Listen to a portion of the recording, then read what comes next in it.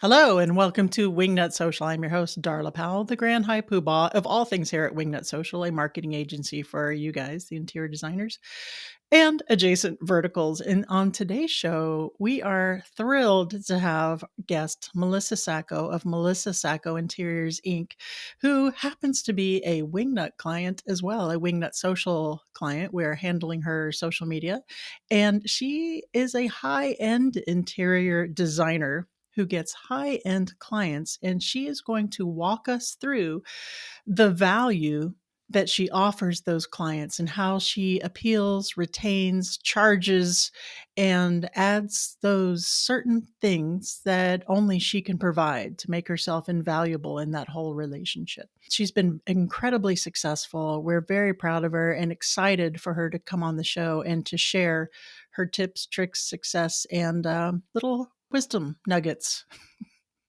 with you. But before I get into my interview with Melissa Sacco, we have some housekeeping.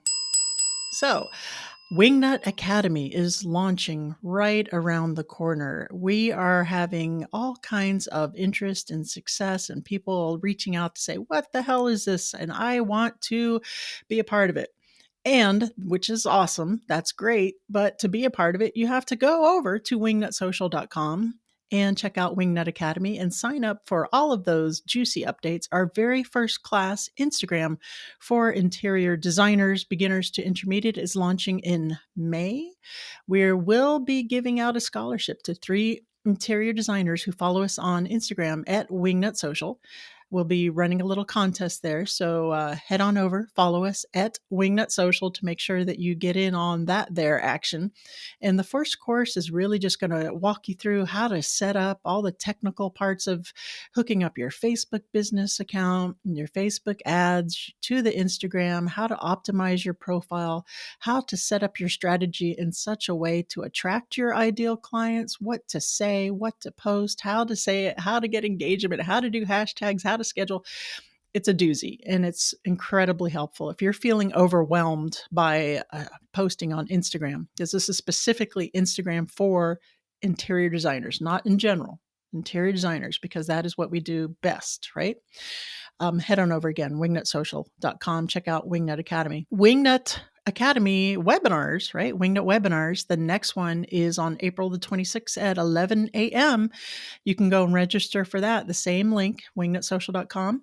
And that's going to be me teaching you guys how to do Google Ads 101. So it's pretty basics, right? But it's going to have some terrific tips and tricks to make sure that you're differentiating yourself from your competition, how to do it, how to target your audiences right, how to make sure that you're putting the right keywords in there. There's a certain hierarchy and structure with site extensions. And if you're doing it yourself, you definitely don't want to miss this because you're wasting money by not doing it the way I'm going to show you how to do it in this webinar. And again, that's wingnutsocial.com webinar. We're going to go over site extensions, keywords, all kinds of great stuff. You're going to have a little bit of a mind blown.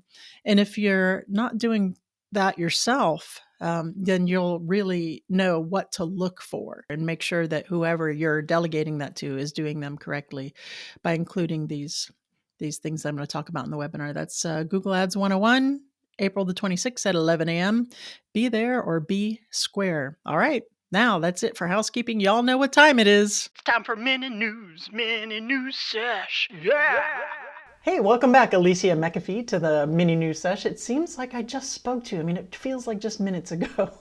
It does seem like that, doesn't it? It really does. And surprise again, we are not talking about Instagram today. We're talking about my favorite platform, a guilty little pleasure, TikTok. What you got? Oh, absolutely. It's my favorite too. Don't tell Instagram though. So TikTok now has stories. They are following suit just like Instagram, Facebook, and Snapchat. And they have announced stories now. So basically, when you go onto TikTok and you're using it as usual, there is a little blue circle around the profile photo now, and that Mm-hmm. means that there's someone who's posted a story. And if you click on it, it will come up and it actually looks just like a TikTok video. And so you can like it, comment on it, share it, all the same, but it goes away in 24 hours, just like we've seen with other platforms. which is interesting. Okay, I have to ask you, what is the point of having a story on TikTok? That just seems kind of redundant. What is their thinking here? I honestly have no idea. I from a user standpoint, I don't know how I feel about it. Yeah. They because when I'm using it, if I come across a video that I like, I typically go and look at the person's profile. But if they've posted a story, I can't click on their photo anymore. I have to click their name at the bottom, which doesn't it's not a huge deal, but I'm so used to just clicking like the profile photo and going to their profile to see their other videos, and that's kind of a little thing that I don't like now. Yeah, it seems like a little bit of overwhelm. I mean, I understand the one thing that it does appeal to me about it is the ephemeral nature. That it Mhm. only lasts for 24 hours. I mean, I guess that's kind of cool. It gives you a little bit of see it now or you're going to miss out, or that it's if you are posting stories, you can stand out instead of just scrolling. You can see, oh, my favorite content person has just posted a story and stand out in that way to help differentiate yourself. I don't know. Another one of these things that's going to remain to be seen. If I don't like it, or if I don't like it, if I know I'm not going to like it, but if I like it or not, is what I'm trying to say. Gosh, that just seems so. I don't understand what they're thinking about. To me, and this is true with Instagram, at least in my personal opinion. um, the thing that makes stories successful on Instagram and even Snapchat is, on Instagram, it's separate from the feed, which now I know we talked about last week that they're testing bringing stories in with the feed. Yeah, But I think it's successful because it is separate and you do have that option to look at that. On TikTok, you don't have that option. It's you're scrolling through, and if someone has a story, then you can click on it, but there's not a feed at the top with just stories yet anyway. it's such a battle between TikTok and Instagram. They're copying each other. They're going to copy each other into Yeah. oblivion, and they're going to both be doing the exact same things, and nobody's going to be different. It's like who wins? We've seen this with all social media. I mean, Snapchat was the first to have stories, which Instagram, Facebook copied, and now TikTok. But sometimes, in my opinion, if it's successful on one app, leave it to that app. I'm wondering if they're doing it from a comfort perspective from people who are used to Instagram and just having them come over and, oh, I've seen this on Instagram. I know how this works, and getting them used to the being on TikTok. Possibly. I don't know. I have no idea. I don't know the reasoning behind it. I feel like it's a lot. I feel like it might be overwhelming, especially for creators. Hmm. You're already posting reels and you're keeping up on TikTok, but now you post stories on Instagram and now you're gonna have to keep up on TikTok. So I'm curious to see how long this stays. I think this is one I predict is not going to stick around, but you never know. It's like the fleets on Twitter. Are those even still around? I don't even know. Are they? I don't think I so, don't right? I know. think they went the way of the Titanic, and the YouTube stories. I've watched a couple. I will say, I admit that. Um, okay, all right. Well, there's chasing everything to the bottom, I guess. All right, Alicia, thank you again for joining us this week. Are you stuck with us again next week, or we have another victim? I think there's another victim. Alrighty. Well, a well-deserved rest. We'll see you next time. See ya. Mini new Sesh. Yeah. Okay, now let's get into my conversation with the fabulous Melissa Sacco. But I have to tell you all about Melissa. Melissa was raised on Long Island, New York, by two Italian immigrants. She's the middle child of a family of five children, four girls and one boy. Oh boy, that poor boy. She grew up in a close knit, hardworking family. Her mother raised her siblings while her dad worked several jobs, and she's always had a passion to help people. It shows in her design, let me tell you. She is able to use her passion for helping people through designing homes where people can be at ease and relaxed. She worked as young as 14 and she has not been unemployed since. She is a hard worker. She's amazing. Wingnuts, help me in welcoming Melissa Sacco to the podcast. Hey there, Melissa Sacco. Welcome to the show. How the hell are you? I'm good, darling. Thank you so much for having me today. I'm completely honored to be here and nervous at the same time. Excited, nervous. Yeah, don't be nervous. We're just going to have an organic conversation, just you and me, two girls talking design business. So, before we get into our organic conversation here, just tell the audience a little bit about who you are and what you do, and we'll dig in. I am the proud owner of Melissa Sacco Interiors. We're a Long Island, New York based interior design firm, boutique style. We do mostly residential work and we do luxury full service design so that we can allow our clients to experience a renovation with the least amount of stress, because we understand there's so many moving parts, so many decisions. It's a huge investment, and we want the experience to be as calm and fun as it possibly can, because it's a blessing to be able to do a renovation, build a new home, and we want them to get the best out of that and really enjoy the process. I love that. So in the green room, you and I were talking in full transparency. You're a Wingnut Social client, so we know each other. Yes. This is not our first go around.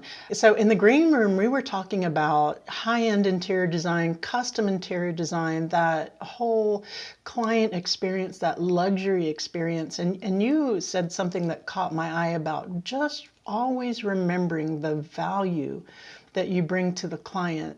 And that sounds like an incredibly healthy approach to attract that high end interior design client. Can you walk us through your philosophy there for those listening who want similar clients? Yes, absolutely. So, because when you're doing high end design, naturally there's going to be tons of square footage that you're working on. And, starting with an architect and basically taking the client from start to finish, there's in so many moving parts, so many decisions that need to be made.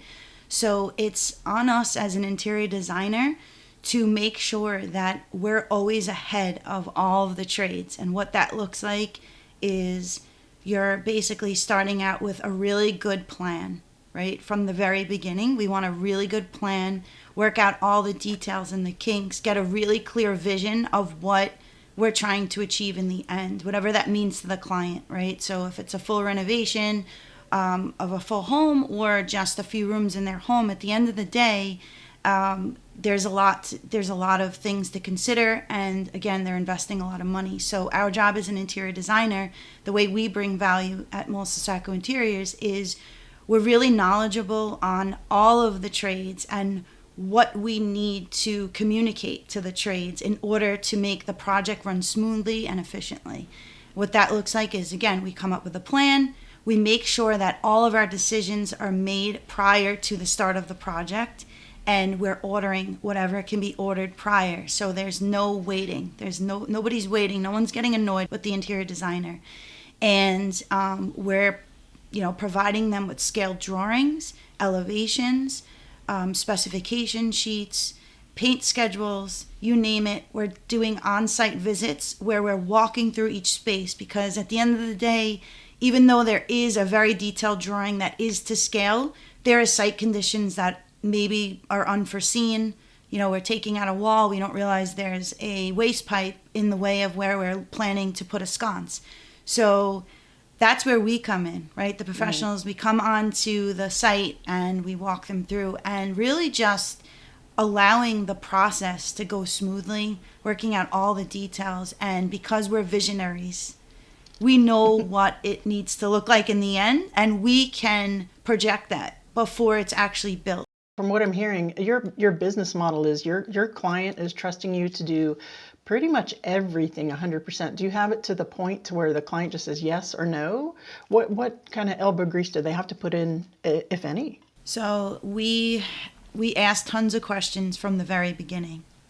So we really get to know the client before we get started with the design process, which is super important, because you want to connect with your client. You want your client to be as comfortable with you as possible so that they could really dig deep and really know, like, what is the purpose of this? What is the overall vision that I have? What do I want my home to function like? What do I want it to feel like? So to answer your question, yeah, we really narrow it down so it's just a quick, like, here are your two options, or we could do this and this is going to give you the most storage, or we could do that where you're giving up a little bit of storage, but it's going to give you more counter space, whatever the case is. So it's like yes or no, one or two options, and we move on. So when I hear value, like providing value to the client, especially from a high-end interior designer, I know when I was first starting my interior design business full-time in Miami, Florida, I didn't get the more high-end clients, and I got like a lot of revisions, a lot of pushback, a lot of hand-holding, and it sounds to me like that initial first vetting part.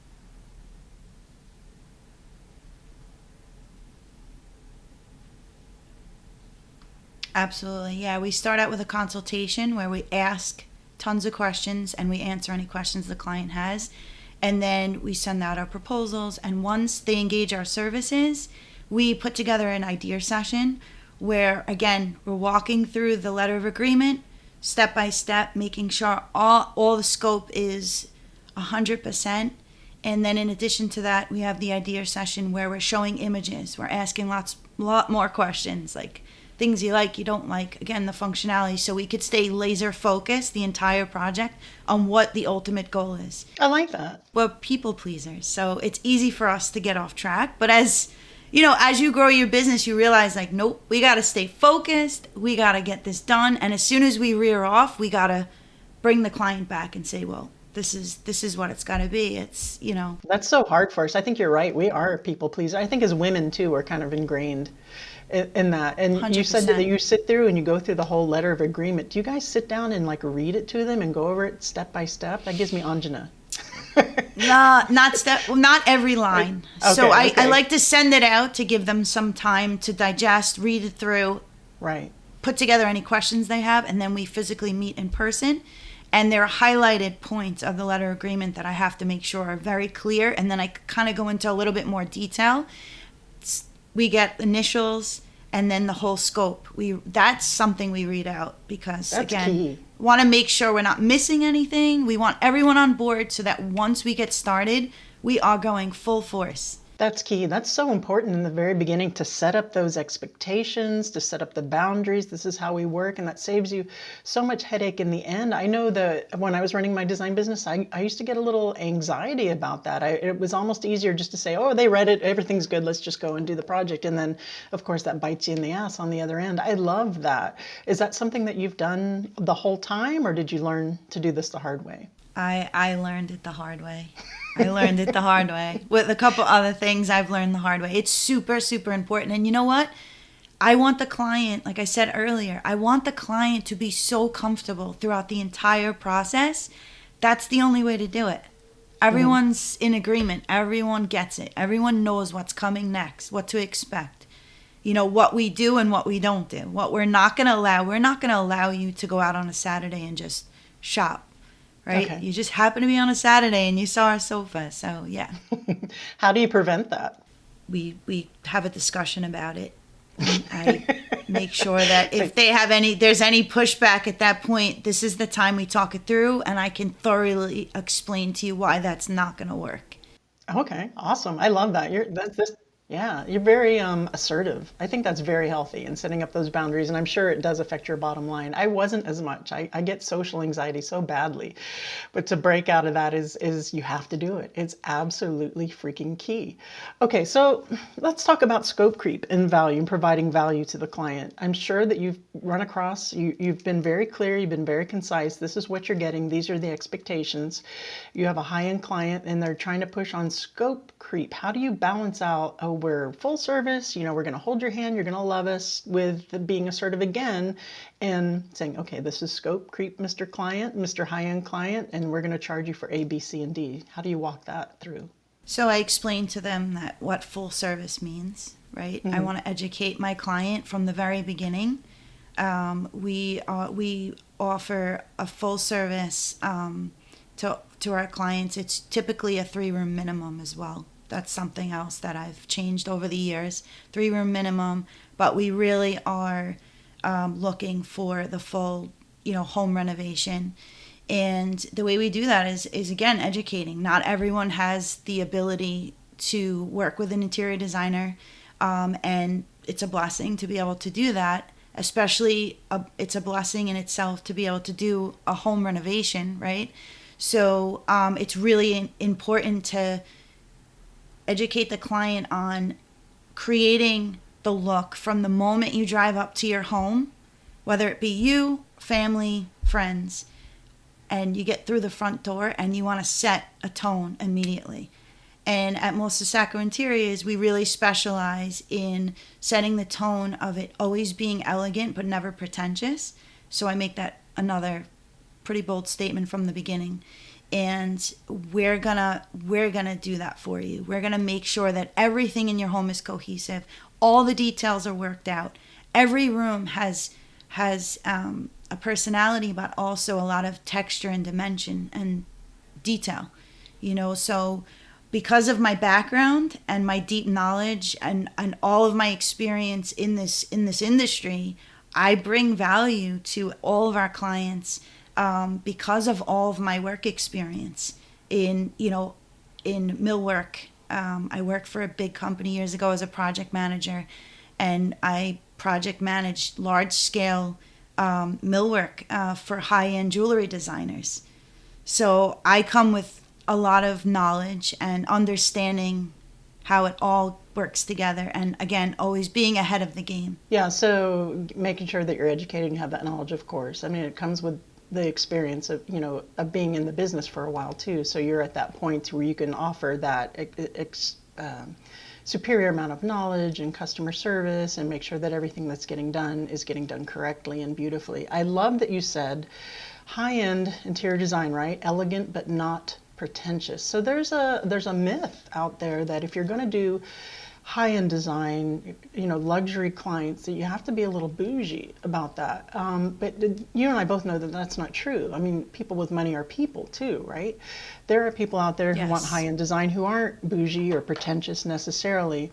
So tell me how you're marketing with that messaging in order to reach your ideal client. Because I know you're down to earth, right? You're a down to earth designer. Even though your taste is immaculate and you love to do high-end stuff, you don't want to work, right, with someone who's pretentious. That's what I'm hearing. Am I wrong? Yes. All right. I've experienced working with people like that.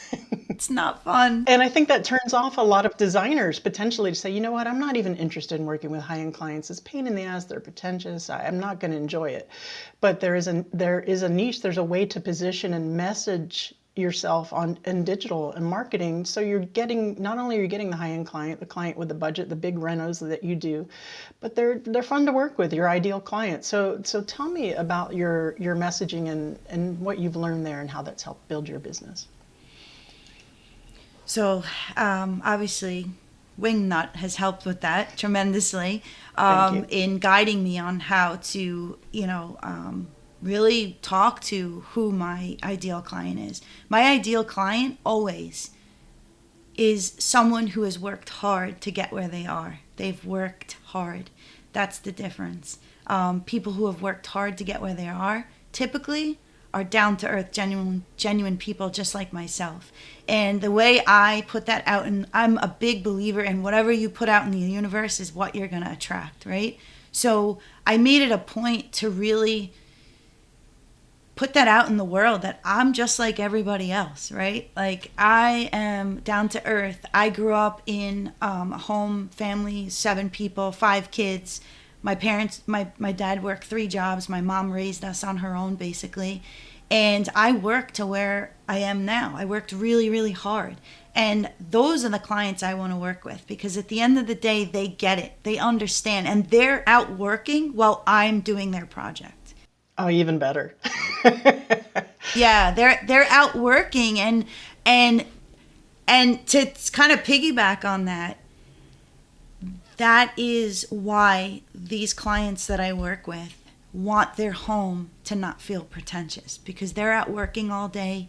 They have demanding jobs, and when they come home, I think it's so important as a designer to make sure that when your project is complete, every time that client walks through the front door, their shoulders come down and they feel at ease and they feel calm. And the way we do that as an interior designer is we carefully select materials that are going to exude that emotion of calmness. that's what we do. So tell me, how have you changed your messaging since you've been with Wingnut in order to attract these ideal clients? You know what I mean? Like, so before, what were you doing, and now what are we doing? What, which I kind of know, but I want to hear from you.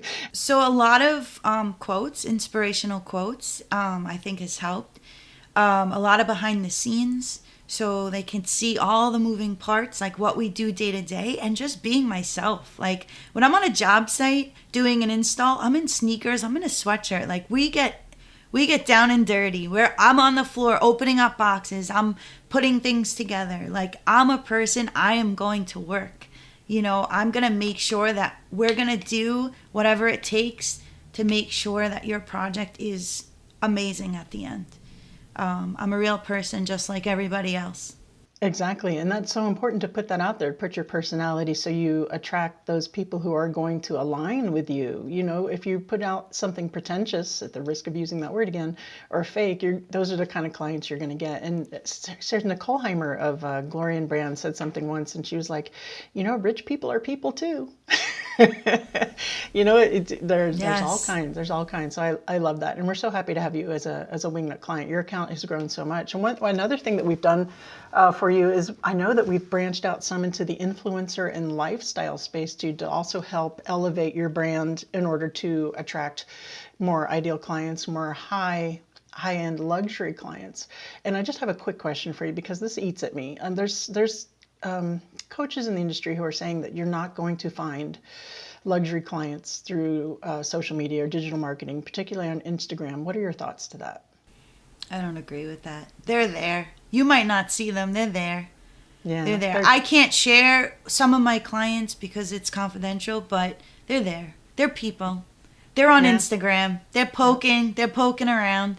I've also learned that because a lot of my clients are professionals, doctors, lawyers, CEOs of big companies, they talk, right? So if you get one of those clients, they're going to network, and they're going to be like, they're going to meet, they're going to hang out on a Saturday night in their home, and they talk. They might never tell you, I've learned this too, they may never tell you where they got your name from. Yeah. They're weird like that, right? Yes. But it's all good. It doesn't matter. As long as they're coming to me, it's okay. Awesome. So I know that you guys specialize in custom furniture, right? One-of-a-kind things that only your clients can get you. And I just recently did an episode with John Dupre of Revel Woods, and we were talking about being a successful interior designer and leaving out the big box stuff, or the things that clients can do on their own. Like a client could just go shop you. You don't allow that anyway, but what you offer is unshoppable, right? With the custom furniture and the built-ins and that kind of thing. And of course, this is more of a high-end arena that we're talking about, with people that can afford that. But John and I were talking about how valuable that is to make yourself indisposable. You are a key component of that. That is something that they cannot do themselves. Not only that, but let's talk a little bit about that business model and having the custom furniture and doing that kind of design work. How much of a pain in the butt is it? Is it worth it? Are you finding that that is a key component to the value that you're adding for these luxury clients? And is it affecting your bottom line in a positive way? Yeah, so it's super important. And that is one of the things that I specialize in. It's one of my, to me, that's it. Like, if you're coming to me, you're coming to me because you want those custom built-ins. You want the custom furniture. It's so important when you're building a high-end home to have one-of-a-kind pieces. Otherwise, what are we doing here? And I tell people, again, going back to what we said earlier, I tell people, these are custom pieces. So there's a really good chance that you're not going to be able to see the piece. I can show you finishes. I could show you fabrics. I could show you a photo. The beauty of it is no one will ever have this chair. No one will ever have this built in, right? So they want to hear that, because at the end of the day, that's why they're hiring us. Has it affected my bottom line in a positive way? 100%. Yeah, of course. How important do you think that part of your business has been as a differentiator? If someone is going to look up interior designers and they're Googling it and they see you versus another high-end interior designer, but they're not offering custom furniture or built-ins or that kind of thing. It's definitely huge. It's It's huge. And it also, at the end of the day, that in itself is what's attracting the high-end client. Really? Okay. That's what I think. That particular piece of custom that they cannot, it's unique, they can't get it anywhere else, it's one of a kind. So how did you get into the custom furniture? Did you go through just a local artisans? How does one even start offering that? So custom furniture is basically, I mean, there's so many types of custom furniture, but I have a tremendous amount of knowledge and experience with custom furniture, starting all the way back to day one when I was a student at New York Institute of Technology. I won a first place award on a custom table that I designed that was featured at Jacob Javits Center, Museum of Modern Art. It was in, Cool. it was really, that's kind of where it all started. And I've learned at a very young age, early on, that if you want something built, you can find the person that can build it, right? So, sometimes it's a challenge, right? Because you get, as a designer, as a visionary, you get an amazing idea and you're like, okay, now who's going to do this for me, right? So over the years, I've learned there's tons of manufacturers here in the U.S. that specialize in custom furniture. So it's just a matter of being able to put your ideas and vision on paper so that someone can actually build it. And then there's furniture manufacturers that might have a certain frame that you pick, and then it's up to you as the designer to come up with the fabric that you're going to choose and the finish that's going to be carefully selected to fit within the design that you're working on for your client. Okay, Melissa, you did say earlier that you have a 3-room minimum. Is it that on your website, or how are you putting that out there for clients? Have you gotten any pushback? It's not on my website. It needs to be on my website. I do that on a discovery call. I feel like sometimes when it's out on the website, it may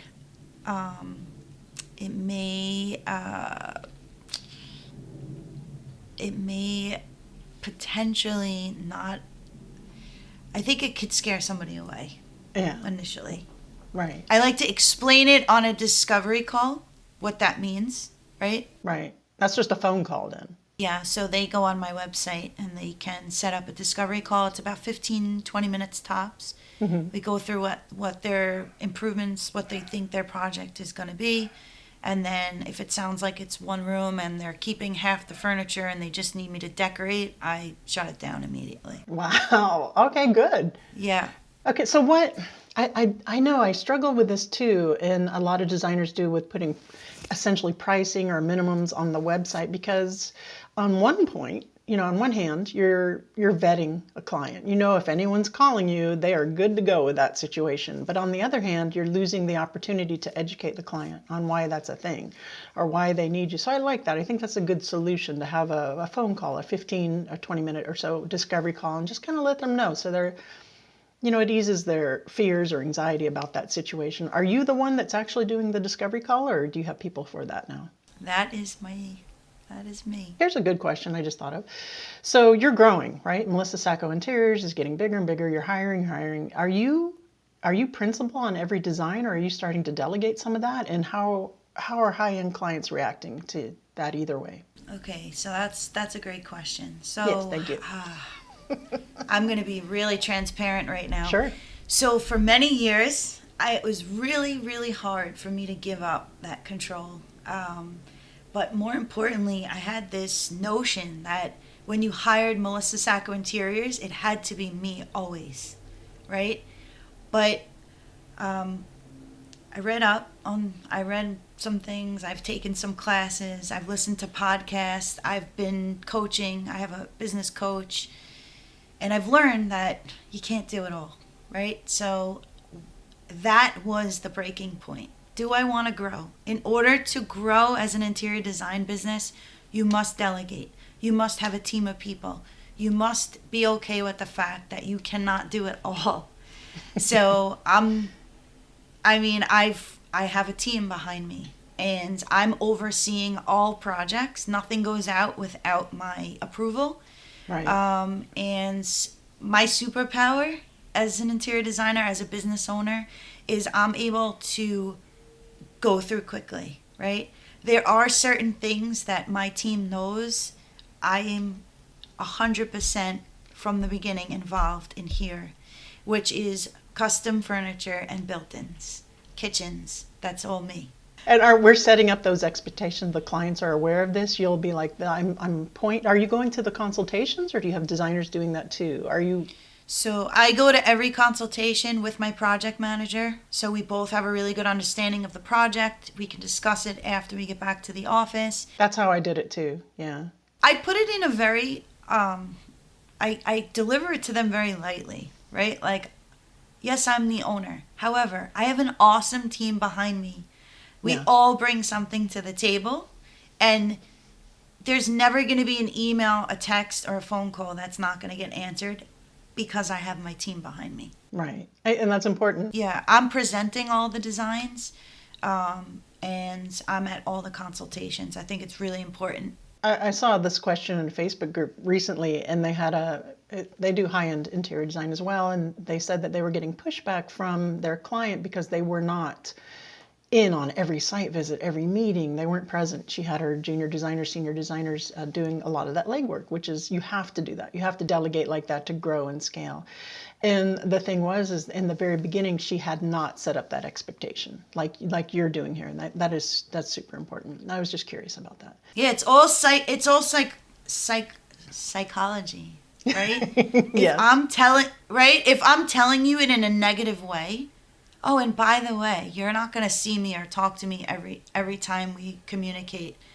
They're right away, they get scared. And they're like, wait, what do you mean? And now it's a negative. You have to put it out to them as a positive thing, right? We don't just have me on your project. You have my whole team. That's awesome. Yeah, I love it. So, Melissa Sacco, before we get into the What Up Wingnut round, what is the one biggest piece of advice that you would give to that designer out there who wants to get more aspirational, high-end clients?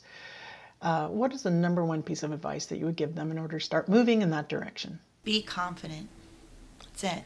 I love it. Constantly educate yourself, because that will bring confidence. Yeah, that's true. Yeah, if you know what you're talking about, if you've practiced, if you've rehearsed it, if you know your crap, that is going to make you confident. Now it's time for What Up Wingnut. Melissa Sacco, now I have to ask you, are you ready for the What Up Wingnut round? Oh, yes.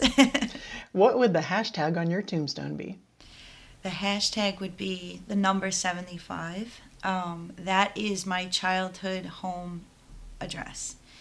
And the reason why I chose that is because that's where I learned all of my values and my work ethic from my parents in that home. So it would be 75. You just made me verklempt. That's so sweet. I'm a little teary-eyed myself just saying that. That's the sweetest answer we've had so far. All right, let me recover. It's okay. Talk amongst yourselves. All right. You're stuck on a deserted island, but you can have your favorite food for the rest of your life. What's it going to be? This is the easiest question I've ever been asked. I love food. I'm Italian. It's prosciutto and mozzarella on semolina bread all day long. All day long.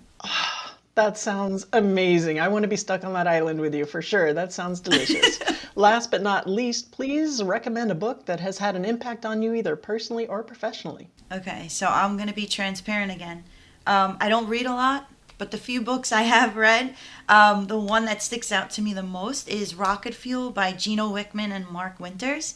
It's basically, in a nutshell, it's talking about you can't do it all as an entrepreneur, and there needs to be a visionary and then someone who actually is an integrator and puts your vision into motion. Love it. And that's Rocket Fuel by who again? Gino Wickman and Mark Winters. Okay, very cool. Melissa Sacco, thank you for sitting down with me and having this conversation. Please tell the listeners where they can go to follow your growth and your journey and to get that Melissa Sacco inspo. Sure. It's my website.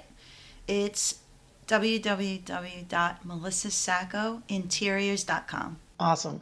And make sure to follow Melissa Sacco Interiors on Instagram, right? Yes, definitely. That's a well-run account, by the way. 100%. I couldn't agree with you more, Dala.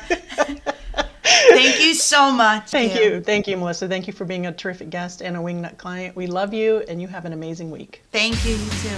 Thank you, Melissa, for joining us on the show today. We love you. We're so proud of you and excited to see your firm grow and your accounts grow. You're absolutely killing it. You are what we call an ideal client. And thank you for your kind words about us. So, what did you think? If you're out there trying to attract and retain higher end clients, certainly, I mean, if you are listening to the show, you're no stranger to hearing guest after guest tell you that they are on social media. Those high end luxury clients are on Instagram, on social media. They're getting leads after leads from it. So put that out of your mind right away. But are you setting yourself apart? Are you offering these clients something that differentiates you and keeps you in the game and doesn't make you a commodity? Are you giving them the experience and the value? David Premier, who's going to be a future guest on the show, who wrote Sell Like You Like to Be Sold To. I'm paraphrasing, that isn't quite the title. Has said in his book that they're really buying the experience, right? The experience that you're offering. So, what is that experience? What are you doing to set yourself apart and to attract those clients? And I think Melissa's story is really inspirational, right? And we see it firsthand here. We've seen her. She's been with us, I want to say a year and a half. Gosh, I don't even know. I should know, right? She's been with us quite a while, and we've seen her grow, and she's killing it. She's a beautiful human being, and she does beautiful work. You should check her out, Melissa Sacco on Instagram. So, yeah, just set yourself apart. Make sure you're offering that experience, that luxury experience. Be sure to join us on our webinar on Tuesday, April the 26th at 11 a.m., where I'm going to be going over Google Ads.